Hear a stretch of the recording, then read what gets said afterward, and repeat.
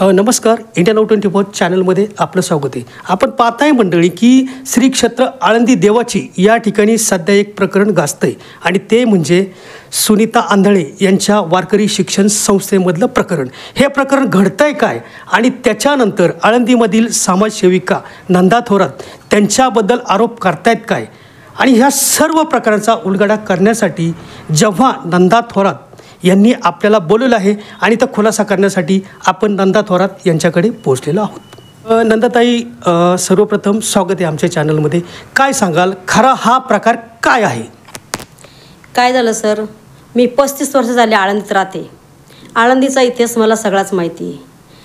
आता झालं आहे कसं, जी सुनीता ढाकणे जो आंधळे ती माझ्या घरात राहायला आली आणि मी तिला राहण्यासाठी संस्थेसाठी घर दिलं आणि तिचा सगळाच म्हणजे इतिहास मला माहिती आहे. दुसरा प्रश्न असा आहे, आज ज्या वेळेस मला माहिती होतं त्यावेळेस म्हणून मी ते टी व्ही चॅनलच्या म्हणजे काय माध्यमातून मी काही 4 गोष्टी बोललेली आहे.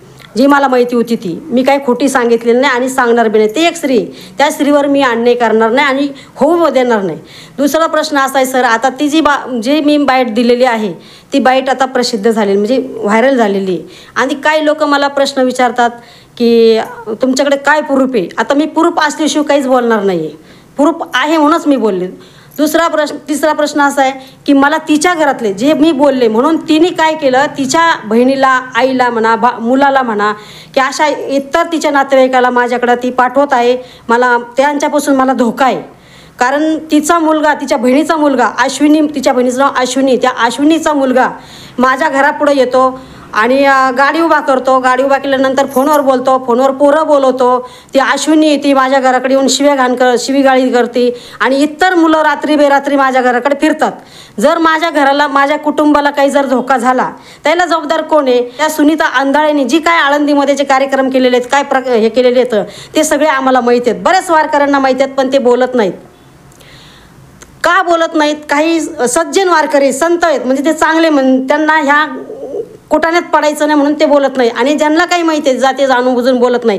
ती या सुनीता आंधळेच्या कळपामध्ये अनेक महाराज लोक आहेत. ते महाराज लोक लग्न लावतात. परत तुम्हाला सांगते त्यांच्याच बहिणी काही नर्स, सिस्टर, डॉक्टर येतात. त्या आश्रमामध्ये म्हणजे संस्थेमध्ये त्या सुनीता आंधळे म्हणजे त्या ढाकण्याच्या ह्याच्यामध्ये त्या कळपामध्ये अनेक प्रकारचे लोक आहेत. आमच्या डोळ्यांनी पाहिलेलं आहे आणि त्या ज्या संस्थेमध्ये ज्या मुली आहेत त्या मुलीवर अत्याचार होऊ नये, अन्याय होऊ नये म्हणून आम्ही हे जनतेपुढं मांडतोय. मी मानते स्वतः का की ही संताची भूमी आहे.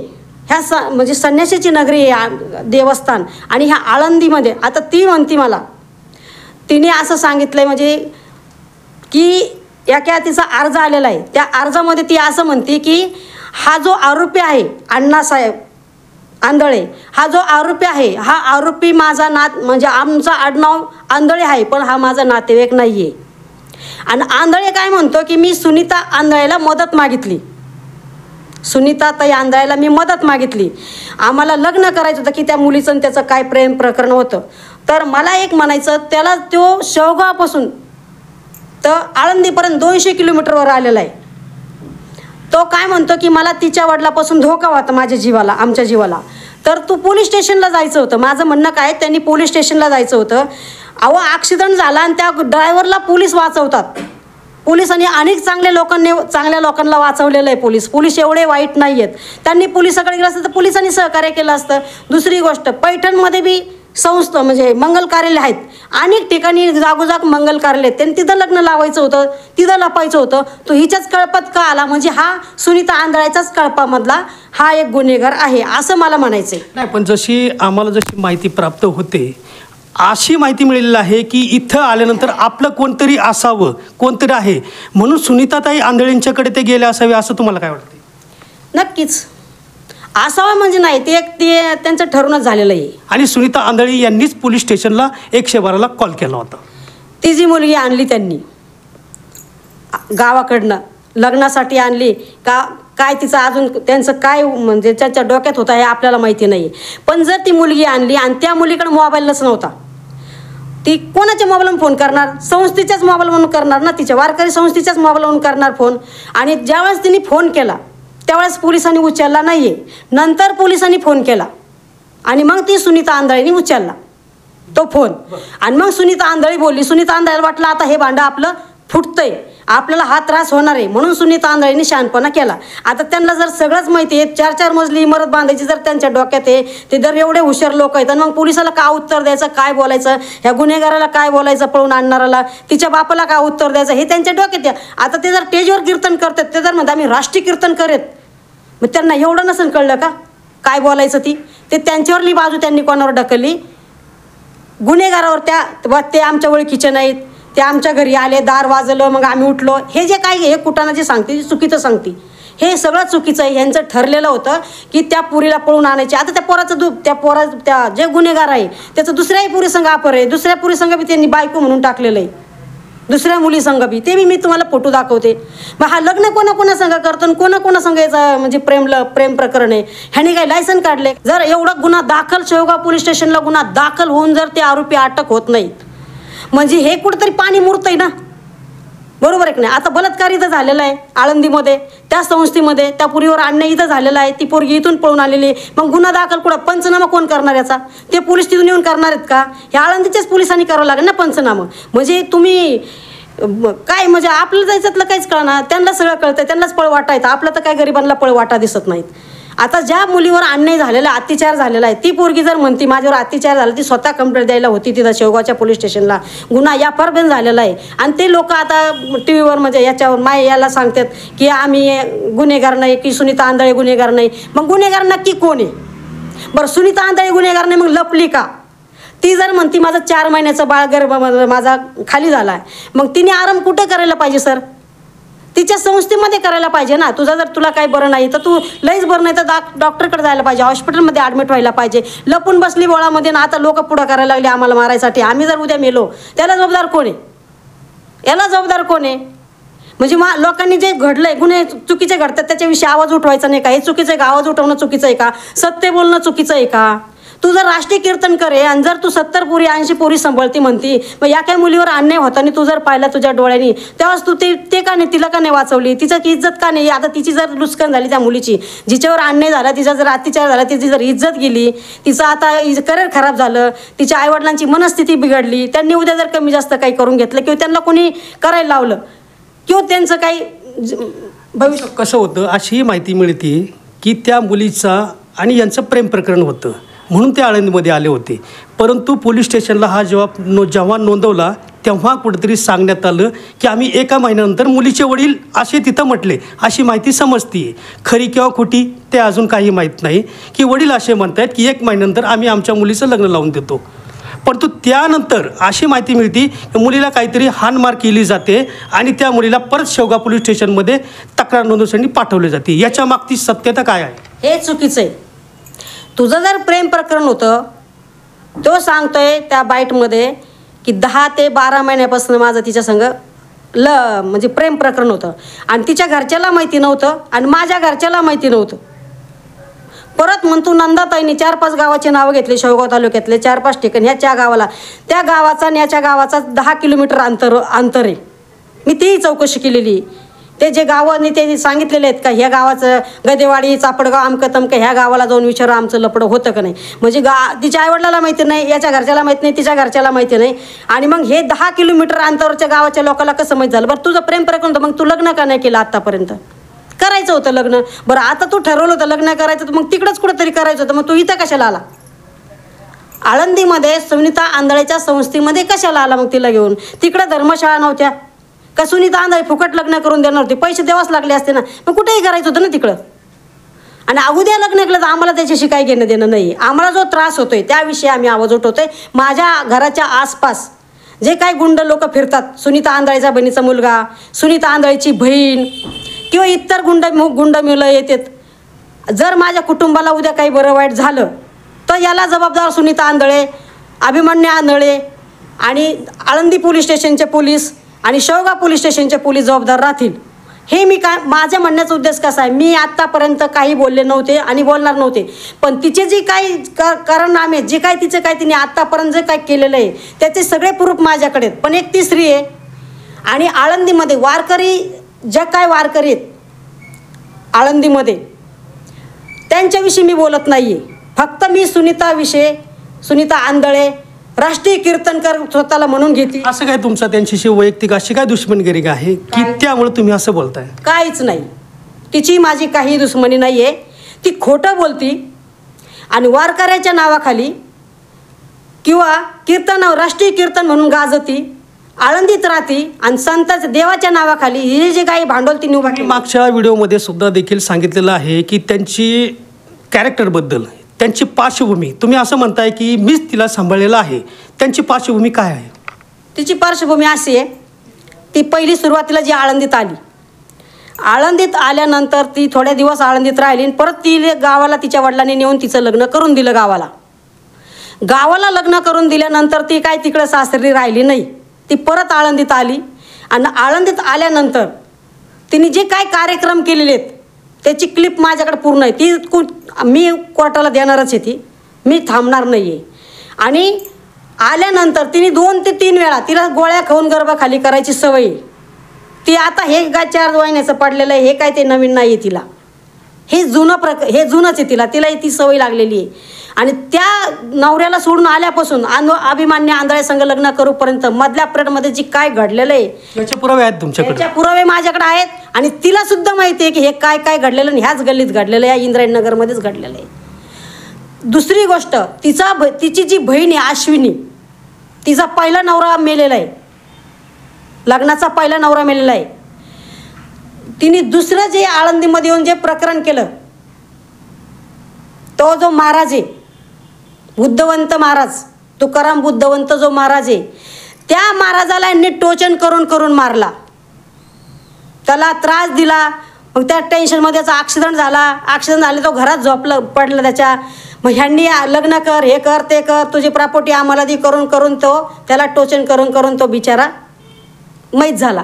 त्यानंतर खेड साईडचा सरपंच पकडला तिच्या बहिणीनी. तो सरपंच काही दिवस आला गेला. नंतर आम्हाला कळलं तो बी मेला. तुम्हाला जर माणसं दार्जिन नाही, तुम्ही नवरे करता कशाला, मारता कशाला, लोकांचे कशाला बळी घेता तुम्ही? ती जगती ईदवाच्या नावाखाली, तिची बहीण अश्विनी जगती ईदवाच्या नावाखाली, ही जगती संप्रदायाच्या नावाखाली गोळा करतात. म्हणजे यांचा धंदा सुरू झाला आणि यांच्याकडे मस्त लोकांना माहिती आहे, पण लोक लक्ष देत नाही का की कुठं घाणी तोंड घालतील, ती कुठं बदनाम होतील. तुम्ही मला सांगा, तिने किती कमवलं आणि किती तिचं नाव मोठं झालं तरी आपल्याला आनंदच आहे. फक्त विषय आपला एवढा आहे की बाहेरगावच्या तुझे मुली आणती आणि जे बाहेरगावचे लोक जे मुली कीर्तन प्रवचन शिकायला हिच्याकडे टाकतात, त्या मुलींचं करिअर खराब होऊ नये. त्या पोरीला हिलाच ज्ञान नाही, त्या मुलींना काही ज्ञान देणार आहे? हिचेच 2-3 नवरे झालेले, हिचेच 3-4 वेळांनी खाली केलेला जो गर्भ आहेत, हिलाच ज्ञान नाही. आणि ज्या वेळेस ती माझ्याकडे राहायला आली त्यावेळेस हिला हरिपाठ येत नव्हता. ज्या महाराजांनी माझ्या घरात आणून ठेवली, हिला संस्था सुरुवात केलेली, हिला हरिपाठसुद्धा येत नव्हता. त्या हरिपाठ घेण्यासाठी अभिमान्य आंधळे महाराज हिला हरिपाठ घ्यायला ठेवला होता. मग तुला जर हरिपाठ येत नाही, मग तू संस्था केली कशाला उभा? नुसतं लोकांना लुटायसाठी उभा केली का? आणि तुला हरिपाठ येत होता, मग आंधळे तुझ्या घरात काय, आंधळे महाराज तुझ्या घरात काय करीत होता? ते आंधळे महाराजांसंग तिने लग्नसुद्धा केलं नसतं, त्यालाही टोचन करून मारला असता. पण ज्यावेळेस हिला दिवस गेले, आता हे कोणाचे सांगायचे, आणि ज्याचे गेले तो पलटून गेला, म्हणून हिने हा आंधळे महाराजाला म्हणजे त्याला बी त्याच्यासंग बळजबरीने लग्न करून घेतलेलं आहे. मला हे म्हणायचं आहे की जर ही जे गुरु आहे 70-80 मुली सांभाळणारी, तर ते तिच्याकडे 70-80 मुली असेच जमा झाले नाही. तिच्या कळपातले जे महाराज एजंट आहेत, तू मला 5 मुली दे, तुला 25,000 देते, मुली मागं 5,000 सोडले, तेव्हा एवढ्या मुली 70-80 गोळा झाल्यात. आळंदीमध्ये अनेक संस्था चांगल्या आता, तिथं 70-80-90 मुली नाही, तर हिच्याकडेच कसं काय आल्या? परंतु आता हे जे प्रकरण चालू आहे की आरोप आणि प्रत्यारोपचं, परंतु ज्या अर्थे एका मुलीवरती अत्याचार झालाय, तिला न्याय केव्हा मिळणार? महाराष्ट्र बघतोय, तिला न्याय पाहिजे. तिला न्याय मिळाल्याशिवाय मी बसणार नाही. आणि जर शेवटपर्यंत जर न्याय नाही मिळाला, ती जर पोलीस स्टेशनला हजर झाली नाही, तर मी माझी दुसरी क्लिप अशी टाकणार आहे पिक्चरमधली, तिच्याच पिक्चरमधले आणि तिच्याच कळपामधले. तर जनता, मी कशाला, जनताच काय प्रश्न विचारेन, जनताच काय करीन पोलीस स्टेशनला जाऊन, ते मी सांगू शकत नाही आहे. कारण हे बघा, शेवटी कसं आहे, आज ह्या आळंदीमध्ये बदनाम म्हणजे सगळ्या बाकीच्या संस्था व्हायला लागल्यात. जे चांगल्या संस्था आहेत त्या सुद्धा बदनाम व्हायला लागल्या, ते जे चांगले महाराज आहेत ते सुद्धा ते बदनाम व्हायला लागलेत आळंदीच्या म्हणजे ते नाशक्यामुळे, सुनीता आंधळीमुळं. हे आळंदी चांगली, आळंदीतले वारकरी चांगले, संस्था चांगल्या आहेत, पण त्यांना ह्या नालेक बाईमुळं बट्टा लागायला लागलेला आहे.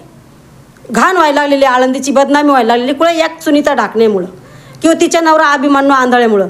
पण आता त्यांचं म्हणणं आलं की ती हजर झाल्यावर, जे काही महाराज म्हणते ती हजर झाल्यावर आम्ही बाईट देणार, ती हजर झाल्यानंतर आम्ही तिची संस्था बंद करणार. म्हणजे ती जेलला गेल्यानंतर तुम्ही काय करणार? ती बाहेर आहे तोपर्यंतच करा ना. जशी मी बोलते, माझ्याकडे जसे पुरावे आहेत, जशी मी ठाम निर्णय घेतलेला आहे आणि जी मला माहिती आहे तीच मी सांगणार. मी तिची चुकीची माहिती सांगणार नाही, एक स्त्रीवर अन्याय करणार नाही. ती माझी दुश्मनी नाही आहे. आणि लोक म्हणतात ती तुम्ही तिच्यावर जळता. काय करायचं आम्हाला तिच्यावर जाऊन? ती आमची तुम्ही अनेक वेळा बोलताय तुमच्या व्हिडिओमध्ये की वेळ येऊ द्या, माझ्याकडे पुरावे आहेत ते तेव्हा दाखवील. पण वेळ केव्हा येणार आहे आणि पुरावे तुमच्याकडे काय आहेत? नक्कीच येईन, वेळ लवकरच येईन. आणि जे ते पुरावे आहेत माझ्याकडं, ज्या महाराजांनी माझ्याकडे आणून सोडली, ज्या महाराजाचं तिने खाली केलंय, ज्या महाराजाला तिने मारून तिच्या बहिणीमुळं मेलेत, मी हे सगळे लोक उभा करणार, पुराव्या सगट उभा करणार. आणि तिचं जे काही जी माझ्या घरी आली, लग्न कोणत्या तारखेला झालेलं आहे ती तारखा बदलीन, पण मी त्याच्या अगोदरच कोणत्या तारखेला लग्न झालं आहे, कोणत्या तारखेला मुलं झाली आहेत तिला, तिने कोणत्या तारखेला कोणाकोणाचे मुलं पाडलेत, कोणाला ब्लॅकमेल केलं, कोणाला तिने कोणाच्या मिटिंगी घेऊन ते मिटवलेलं आहे, कोणाकडून किती पैसे घेतले, हे सगळं माझ्याकडं डिटेल आहे. मी आरोप करत नाही आहे. ती एक कोणाची तरी मुलगी आहे, सुनीता आंधळे ढाकणे कोणाची तरी मुलगी आहे आणि ती कोणाची तरी आता बायको झाली, आई झालेली आहे. तिचं मला काहीच करायचं नव्हतं, तिचं नावंसुद्धा घ्यायचं नव्हतं आणि मी सगळं कानामागं टाकलं होतं. पण ती खोटं बोलती की हे जे गुन्हेगार आहेत त्यांनी जे गुन्हा घडून आणलेला हे माझे कोणी नातेवाईक नाहीत. आणि गुन्हेगार सांगतोय की तिची आम्ही मदत मागितली. आणि ती परत दुसरी गोष्ट अशी सांगते की माझा 4 महिन्याचा गर्भ खाली झाला आहे, मी पुढं टी व्ही पुढे येणारच आहे, 4 महिन्याचा गर्भ खाली झाला. अरे ठीक आहे ना, तुझा गर्भ खाली झाला, तुला त्रास होतोय, आम्हाला मान्य आहे. मग तुझ्या त्या 70-80 मुलीमध्ये तुझा आराम कर ना, ते तुझं स्वतःचं घर आहे ना, तिथं जागा नाही का? तू केव्हा पुढे येणार आहे? सर वादळ उठलंय अख्खं महाराष्ट्रामध्ये, तू पुढं केव्हा येणार आहे? तुला कोणी लपवलं? कोण तुझा मूर्ख आहे लपवणारा? कोण तो असा लांडगा तुझ्या कळपातला आहे की त्यांनी तुला लपवलं आणि तू त्याचं ऐकून लपून बसली? ये ना पुढं, सत्य ते काय कळू दे ना लोकाला, खरं काय कळू दे ना, तू सत्य आहेस ना, मग तू येऊ ना पुढं. का लपून बसले तुम्ही दोघं नवरा बायको? कोणाच्या जीवावर त्या 70-80 पोरी सोडल्या तुम्ही? आता तिथं कोण त्यांचा हरिपाठ घेत असन, कोण त्यांना भजन कीर्तन शिकवत असन, कोण त्यांना खाणं पिणं विचारत असन. आणि त्या कळपात ते नालेक लोक जात असतील, त्यांच्यावर वाईट नजर पडत असन, त्यांच्यावर वाईट संस्कार होतील. त्या पोरी आज कोणाच्या जीवावर राहणार? ते घाबरलेले असतील, त्या पोरी घाबरतही असतील. त्यांची जबाबदारी कोण घेणार? त्यांचं उद्या काही कमी जास्त काय झालं याला जबाबदार कोण आहे? तुम्ही सांगा. सर आम्ही काही खोटं बोलत नाही, आम्ही काही असं अंगचं जोडत नाही किंवा कोणाचं ऐकून बोलत नाही, कोणाचं काही घेतलं म्हणून बोलत नाही का कोणी काय आम्हाला सांगतं म्हणून बोलत नाही. हे जे मला अनुभव आहेत, मी 35 वर्षापासून राहते इथं. तिचं काय, ती माझ्या नंतर आलेली आहे खूप वर्षांनी. तिचं वय काय बघा, माझं वय काय बघा, मी तिच्यापेक्षा मोठीची. परंतु ह्या घटना आळंदीमध्ये वारंवार होत चालल्यात. महाराष्ट्रामधला साधू संतांना मानणारा जो भाविक भक्त आहे आज आळंदीकडे कुठल्या दृष्टिकोनात बघतोय? हे बघा, आता आळंदीमध्ये चांगले संत, चांगले वारकरी, नावलौकिक झालेले महाराज आहेत. दुसरी गोष्ट, आळंदी म्हणजे ही संन्यासीची नगरी, म्हणजे ज्ञानेश्वर महाराजांची समाधी संजीवनी. आता ह्या माऊलीकडे बघून लोक ह्या आळंदीमध्ये येतात, वारकऱ्याकडे बघून येत नाही. आणि ह्या आळंदीमध्ये काय चाललं आहे बाहेरच्यांना काहीच माहिती नाही. ह्या सुनीता आंधळ्यासारखी आणि ह्या आळंदीमध्ये संस्था आहेत, अजून 2-4 आहेतच. आणि तिच्या जे महाराज, तिच्या जे कळपात जातात, म्हणजे तिच्या ती ठिकाणी जातात त्या संस्थेमध्ये, ते महाराज चांगले नाही आहेत. आणि तिथंच महाराजच जात नाहीत, अनेक पुढारी जातात, छोटे मोठे कार्यकर्ते नेते जातात. पण बाहेरून आळंदीचे जे कार्यकर्ते आहेत, नगरसेवक अध्यक्ष, यांना माहिती आहे तिचं काय आहे ती, पण बाहेरच्यांना माहिती नाही आहे. आपण बाहेरच्याला नाव ठेवू शकत नाही, त्यांना माहीत नाही. ते संत म्हणून, महाराज म्हणून तिच्याकडे येत असतील, त्या दृष्टीने ती बघत असतील.